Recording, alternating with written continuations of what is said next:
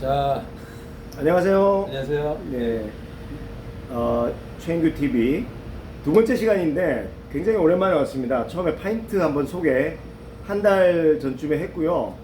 오늘은 제가 또 본업이 영화다 보니까 그 최근에 봤던 영화들 그리고 뭐 드라마들 이런 걸 조금 소개할까 생각합니다. 그래서 오늘 게스트로 우리 조인원 선배님, 조인원 기자님 모셨습니다. 자. 저는 그냥 영화를 좋아하는 사람이고요. 최인규 감독님하고 같이 옛날에 영화를 많이 봤고, 다른 지금 유튜브 채널에 한 2개 올린 게 있는데, 다시 여기 이제 파인트에서 또 새로 시작을 하니까 저도 한번 얘기를 들어볼까 해서 같이 나왔습니다. 그 수준은 아니고요. 언론학 박사입니다. 그래서, 자, 그래서 굉장히 이 심층적인 얘기를 할 수 있다고 생각합니다. 자, 그래서 뭐 저는 사실 요즘 영화를 극장 가는 것보다 OTT로 보기도 하고 뭐 그럼 OTT로 보신 것 중에 뭐 하나 얘기하실 거 있으세요? 사냥의 시간. 사냥의 시간요? 얘기할 거 없어요. 왜요? 왜 얘기할 게 없습니까? 하여튼 뭐 그냥 뭐 넷플릭스에서 해서 굉장히 화제가 저는 됐죠. 사실 영화를 보고서 이렇게 얘기하는 걸 좋아하긴 하는데 그 본업은 아니다 보니까 제가 이제 사실 최인규 감독님한테 많이 배우기도 하고 또 다른 관점들을 보면서 그렇게 내가 생각하는 거랑 좀 다르구나 이렇게 얘기하는 게 재밌더라고요. 저는 누구나 영화 좋아하시는 분들이 그렇게 하시겠지만 요즘 사실 영화를 많이 봐줘야 됩니다. 제가 사실 얼마 전에 연극 배우들 인터뷰한 적도 있는데 영화 예술, 뭐 전시, 사진 이런 거 하시는 분들이 요즘 굉장히 어렵거든요. 코로나 때문에 사람들이 극장에를 안 가고 뭐 전시도 이런 데안 가고 그러다 보니까 사실 더 봐줘야 됩니다. 그래서 우리가 재난기금으로 뭐 시장 가서 사는 것도 중요하지만 이런 예술인들을 위해서라도 극장 가서 그렇죠. 그래서 오늘은 두 가지로 나눠서 1부, 2부로 나눠서 한번 얘기해 볼까 합니다. 오늘은 7월 4일인가요? 7월 4일인데 7월 아직 시작된 지 얼마 안 됐으니까 5월, 6월에 나왔던 영화들 중에 우리 최인규 감독님이 6월에 보신 영화들, 한국 영화들, 침입자, 그 다음에 사라진 시간, 결백 이렇게 해서 한번 얘기 들어보고요. 그다음 2부로는 왓챠나 넷플릭스에서 나오는 그 영드나 미드에 나오는 드라마, 또 다른 드라마들 이런 얘기를 한번 바꿔서 얘기를 좀 해볼까 합니다. 자, 그러면 굉장히 진행 욕심이 많으시네요. 아니 진행이 아니라 뭘 하겠다는 거를 내가 이제 아까 준비했으니까 어찌됐든 뭐 날이 날인 만큼 생각난 영화가 있습니다. 생각난 영화 없으세요? 7월 4일? 그 영화 못 봤어. 그래요? 7월 4일은 7월 4일생. 이게 굉장히 뭐 올리버 스톤의 역작이죠. 톰 크루즈의 그 아주 리즈 시절의 모습도 생각나고요. 베트남전을 다룬 굉장히 의미 있는 작품이라 생각되는데 그 영화는 나중에 한번 여러분들이 OTT나 올리버 스톤 감독이요? 그렇죠. 그런 걸 통해서 한번 좀 찾아보시고요. 전쟁의 어떤 의미 뭐 이런 것들을 좀 되새겨 볼 수 있는 그런 작품이라고 생각됩니다. 자, 이거 뭐 여담이고요. 자, 오늘 본격적으로 극장에서 하고 있는 그리고 뭐 좀 내린 영화들도 있는데 6월 달에 제가 봤던 좀 의미 있는 영화들을 좀 소개할까 합니다. 근데 사실 제가 뭐 한국 영화에 대해서는 별로 이렇게 얘기를 별로 안 해요. 왜냐하면 저도 뭐 영화 만드는 입장이고요. 영화 만드는 게 얼마나 지난한 일인지 잘 알고 있기 때문에 사실 뭐 이렇게 동업자들의 작품에 대해서 제가 왈가왈부 한다는 게 좀 뭔가 어폐가 있기도 하고 제 깜냥이 뭐 그 정도가 되는 것 같지도 않고 해서 한국 영화는 별로 얘기를 안 하는데 지금 극장에 보면 그렇게 외화가 많지도 않고요. 외화들이 다 대부분 예전에 했던 영화들 뭐 위대한 쇼맨이라고 라든지 뭐 태양별이라든지 뭐 또 배트맨도 최근에 하더라고요. 뭐 그런 영화들이 하고 있기 때문에 사실 뭐 다른 영화들을 얘기할 수 있는 뭐 그렇게 건덕지가 별로 없습니다. 그래서 최근에 봤던 영화들이 대부분 한국 영화였고요. 그리고 한국 영화에 또 좀 재밌는 부분도 있고 해서 한국 영화들을 좀 얘기해 보도록 하겠습니다. 먼저 그 전에 잠깐만. 여기가 어딘가요? 지금 여기를 약간 소개를 해주시면. 뭐 제가 이 최인규 TV 통해서 지난주에 먼저 소개를 했는데 더 파인트라고요. 예, 파인트가 무슨 뜻이에요? 예, 뭐 이게 568ml. 질량 그 단위 아니에요? 그렇죠, 그렇죠. 파인트? 양의 단위죠. 어. 예, 그 위가 갤론이고, 어. 그 밑에가 이제 하프 파인트인데, 아 맥주 단위. 그렇죠. 컵 맥주, 단위. 예, 예, 부피. 예. 이게 파인트인가요? 그거는 파인트까지는 안 되고요. 파인트는 아, 568ml입니다. 그거보다 더 예, 큰가? 예. 근데 어. 요즘 뭐 맥주잔이 그렇게 큰 게 잘 안 나와서 세상이 변했죠. 베스킨라빈스 파인트가 568ml라고 생각하시면 되고요. 뭐 관용어로 많이 쓰죠. 와나 파인트 그러면 뭐 맥주 한잔 할래? 외국에서는 뭐 오늘 뭐 술 한잔 할래? 뭐 이런 뜻입니다. 그래서 그런 의미로 이 가게 이름을 정했고요. 뭐 요즘 저녁 때는 항상 이 여기 상주하면서 아, 이 동네 분들과 맥주로 소통하고 있습니다. 아. 그래서 저한테는 굉장히 중요한 일터고요. 또 아지트고 또 여기서 뭐 영화를 보기도 하고 지금 이렇게 유튜브 네. 진행도 하고 있고. 예. 아니 뭐 어쨌든 자, 뭐- 우리 본론으로 들어가시죠 이제. 예, 알겠습니다. 너무 뭐 다른 얘기가 자, 먼저 많아서. 그러면 제가 사실 예고편을 본 거는 침입자하고 별것밖에 없는데 네. 침입자는 재밌을 것 같더라고요. 예. 줄거리를 잠깐 소개해 주시고 그다음에 제일 궁금한 게 결말이 궁금해요. 이건 스포일러가 될 수 있어요. 아니 결말은 뭐 별로 얘기하고 싶지 않고요. 그러면 아, 사람들이 안 보죠. 그러니까 뭐 아, 이거는 뭐 어쨌든 예. 침입자에 대해서 한번 그게 그거잖아요. 무슨 동생이 25년 만에 나타나가지고- 돌아오는 이야기죠. 그렇죠. 예. 그래서 이게 이제 김무열 배우랑 뭐 송지효 배우가 주연을 맡은 영화고요. 뭐 요즘은 어떻게 보면 이제 상업 영화보다는 중저 예산 영화들이 극장에서 많이 이제 그 오히려 역설적으로 코로나 시대이기 때문에 상업 영화들은 다 개봉을 많이 연기를 한 상황이고요. 오히려 이제 뭐 독립 영화라든지 중저 예산 영화들이 극장에 이제 많이 선보이고 있는데 오히려 그렇게 해서 그런 작은 영화들이 상영관을 많이 갖고 가는 그 케이스가 많습니다. 예.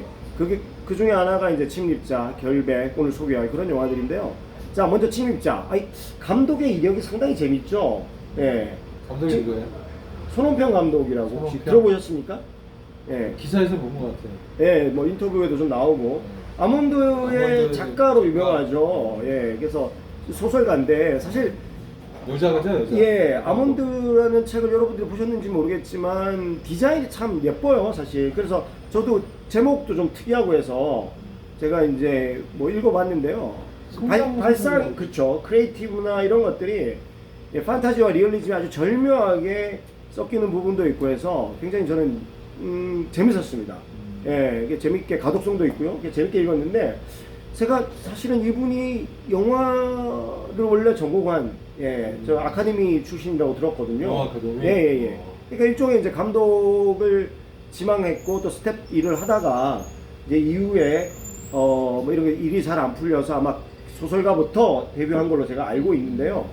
이번에 이제 데뷔작이고요. 예, 침입자는 말 그대로 25년 만에 동생이 돌아오는 이야기입니다. 그러니까 이게 이제 뭐 호러일 수도 있고 스릴러일 수도 있는데요. 뭐 그런 또 미스터리 장르라고 우리가 볼 수도 있고. 그러니까 줄거리를 잠깐만 소개를 해주세요. 그러니까 저는 뭐 예고편을 보긴 했고 시청자 지금 구독자들도 예고편을 보셨긴 했겠지만 송지효 그 여동생이 25년 만에 돌아왔는데 그 오빠가 주인공이죠, 김무열. 예, 서진이라고 하는 캐릭터. 그분이- 서진이 이제 저기 계속 이제 동생을 찾아서 어릴 때 잃어버린. 예, 그러니까 뭐 어릴 때 동생이 이렇게 손을 놓치면서 동생과 헤어지게 되고 뭐 이런 것들이 이제 이 서진의 어떤 트라우마로 남아 있고요. 그리고 꽤- 또 와이프도 교통사고 죽은 것 같은데. 예. 그런 서브 플롯도 있고 네. 25년 만에 이제 유진이라고 하는 동생이 이제 기적적으로 찾게 되고 네. 이제 돌아오면서 생기는 이야기인데 그때부터 집에 이제 아주 기이한 일들이 생기는 거죠. 예. 기이한 일이 뭐예요? 부모님들과 같이 이제 살고 있는데 예를 들면 그 부모들이 유진을 너무 좋아하게 되고 그리고 어찌 보면 이제 유진이 이제 부모를 이제 이렇게 세뇌시키는 일종의 그런 어떤 내용입니다. 그래서 뭐 제가 줄거리를 여기서 일일이 다 소개하는 거는 별로 의미가 없는 것 같고요. 일단 이 이야기는 저는 이제 굉장히 흥깨 같은 내러티브들이 있어요. 여기 마지막에 반전도 있고 뭐 흥미롭게 봤습니다. 예, 그래서 이 영화는 예를 들면 하우스 호러예요, 전통. 예를 들면 그 미국에서는 이제 그 집을 배경으로 하는 그런 호러 영화들이 굉장히 많죠. 그렇죠. 그리고 일종의 어떤 하나의 장르인데, 아, 그게 장르구나. 그렇죠. 예, 뭐 장르라고 이제 볼 수 있는데 그런 어떤 전통에다가 저 한국적인 상황을 믹스해 넣은 그런 지점들이 흥미로웠는데요. 아니 근데 그 장르는 어떻게 하면 생기는 건가? 예를 들어서 그 어떤 중산층의 평화를 깨는 것에 대한 두려움 뭐 그런 이런 거죠. 심리가 있나? 예, 예. 아, 그리고 모르는 사람이 집에 들어왔을 때 생기는 어떤 타자에 대한 어떤 공포 이런 것들이 이제 극대화되면서 공포가 아니라 반대편으로 생각하면 약간 경계심, 그다음에 약간 뭐 그런 걸 수도 있겠네요. 그게 심해지면 이제 공포가 되는 거죠.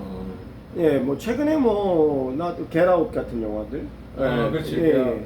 그래서 제가 볼 때는 이 침입자는 겟아웃과 유전, 이 하우스 호러 장르의 어떤 계보를 적절히 믹스한 영화라고 생각되거든요. 그럼 잠깐 네. 궁금한 게 그런 영화들이 미국이나 우리나라에서 지금 생기는 이유가 이렇게 연관시키면 자꾸 저는 좀 약간 사회 문화적인 거랑 연관시키고 좀 생각을 하는데 영화의 줄거리가 네. 지금 미국이나 한국이나 다 유럽이나 좀 문을 닫잖아요. 자기네들끼리 살아가려고 하는 네. 그런 거하고도 연관이 있는 건가요 혹시? 유출을 하면? 아니 뭐 감독이 의도했던 의도하지 않았던 영화의 텍스트는 관객들과의 어떤 커뮤니케이션을 통해서 또 다른 어떤 텍스트를 형성한다고 생각하거든요. 저는 관객들이 그렇게 의미를 파악한다면 그런 의미로 우리가 또 해석해 볼 수 있는 거죠. 그리고 침입자는 코로나 시대에 그런 의미로서 충분히 읽을 수 있다고 생각합니다. 하지만 보통 영화가 뭐 기획되고 만들어지는 어떤 그런 시간들을 우리가 따져봤을 때 감독이 그런 뭐 의도를 처음부터 띄었다? 여기에 대해서는 좀 회의적이고요. 왜냐하면 코로나를 뭐 예견하거나 뭐 그랬을 것 같지는 않고요. 그래 어찌됐든 일상적으로 우리가 타인에게 느끼는 어떤 공포 아니면 뭐 가족이라고 할지라도 느끼는 어떤 공포 이런 것들이 이 영화 속에 내재되어 있지 않나 그렇게 생각이 됩니다. 알겠습니다. 그리고 이제 이 영화가 또 흥미로웠던 지점은 이런 것들이 그 어떤 예를 들면 뭐 이제 댓글이나 뭐 이런 것들 통해서 뭐 이 영화에 보면 신천지하고도 연관시키는 그런 것들도 있더라고요. 왜냐하면 약간 사교적인 그런 것과 맥락이 약간 좀 이렇게 섞이는 것도 있거든요. 영화의 이제 엔딩 뭐 톤앤맨 영화적 톤앤맨은 굉장히 다르지만 약간 이제 그런 요소들이 있습니다. 그래서 이제 그런 부분 또 그런 것 때문에 이 건축가 주인공 서진의 이제 부인이 이제 죽음에 이르게 됐던 그런 것도 있고요. 근데 저는 사실 그 생각은 안 했는데 그러면 약간 좀 실망스럽긴 하네요. 조금 다르게 결말이 들어갔으면 더 흥미로울 것 같은데. 저는 오히려 뭐 그런 지점이 안 봤으니까 제가 뭐라고 나쁘지는 않은 것 같아요. 그러니까 너무 그렇게 사교나 이런 걸로 이렇게 치부를 해버리니까. 그렇구나. 그러니까 그러면 이 영화의 단점을 얘기해 주시면 뭐라 했을까요? 아니 먼저 장점부터 얘기할게요. 장점부터 먼저. 여태껏 얘기한 게 장점 아니에요, 그러면? 뭐 어찌됐든 제가 볼 때는 이 소설가 출신의 감독답게 아주 내러티브가 촘촘하게 이어져 있습니다. 제 생각에는 이 영화의 어떤 구성이 좋구만요. 구성도 좋고 뭐 반전의 어떤 타이밍 뭐 이런 것들도 물론 아까 얘기했듯이 하우스호러의 어떤 계보를 있기 때문에 사람들이 예측하는 것 또 약간 클리셰 이런 거 분명히 있습니다. 그 장르 영화니까요. 장르적으로 풀었으니까. 근데 하지만 거기에 내러티브들이 꼼꼼하게 차 있기 때문에 저는 그 이야기를 따라가는 재미가 충분히 있었다고 생각합니다. 그게 장점이고요. 두 번째는 뭐 단점을 얘기한다면 뭐 사실 뭐 데뷔작이니까 사실 이제 뭐 어떤 그 영화적으로 이걸 어떻게 승화시키느냐 그 스토리를 이런 부분 그러니까 샷들이 조금 느슨한 부분이라든지 샷들이 느슨한 건 예를 들면 어떤 게 있어요? 그러니까 이게 샷들의 텐션 같은 것들을 얘기하는 거죠. 예. 이 심리적인 공포를 자아내기 위해서 샷과 샷이 충돌하면서 느껴지는 공포 같은 것들이 있지 않습니까? 예를 들면 마지막에 보면 예를 들면 뭐 이게 추적신, 차량 추적신 뭐 이런 것도 있고 뭐 그런데 이제 이런 것들을 찍을 때의 어떤 뭐 스펙타클이나 텐션 뭐 이게 이런 것들이 또 예산과 관련도 있고요. 그리고 좀 아쉬운 거는 네. 집, 미술이겠죠. 영화 미술. 네, 예를 들면 그러니까 그런 것들이 사실 뭐 한국에 많은 그 집들이 좀 이렇게 뭐라고 그럴까요? 좀 천편일률적으로 그래 뭐 어디 예를 들면 교회에 지어진 별장 같은 느낌 아니면 거기에 뭐 펜션 같은 느낌 이런 것들이 우리가 상상하는 그런 거랑 좀 비슷한 느낌으로 이제 볼 수 있는데 거기에 약간 좀 더 분위기가- 영화적 매력을 집어넣을 수 있지 않았을까 그런 게 좀 아쉽다. 그러니까 예를 들면 기생충 같은 그런 배경인가요, 집이? 그 정도로 뭐 좋지는 않고요. 압도적이진 않고 네, 네. 뭐 이것도 다 예산 문제가 있겠죠. 네, 네. 예.